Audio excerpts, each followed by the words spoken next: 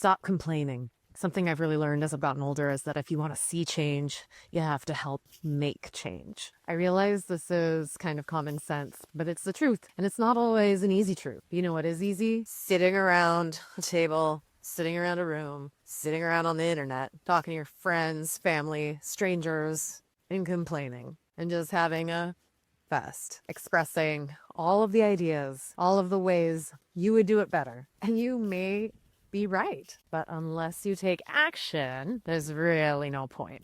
The other thing I've learned is that folks who have the highest impact are the folks who are the most curious. They really just want to learn. They want to lean in and understand the problem. And while they may have some assumptions, they're willing to put them on the shelf for a minute and unpack things. I hate the way the city does this. I hate the way the company does this. I hate the way my manager does this. I hate the way society does this. I hate the way the government does this. Well, maybe they hate the way they do it too, but they don't have a solution. Maybe there's things in the way. And maybe if there was a solution, they'd want to solve the annoying problem too. I realize so many things come down to politics these days and left, right, and opinions, but often when you go and talk to the people involved in things, they often are good people and are often trying, and they either may not have the toolkit or just working with an old toolkit. It's easy to be a pessimist because it means you don't have to do anything.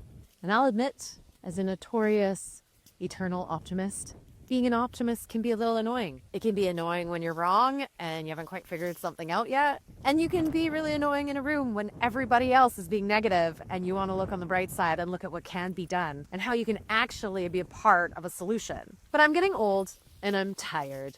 I don't care. I'm too tired to complain. I'm too tired to sit around listening to people gripe.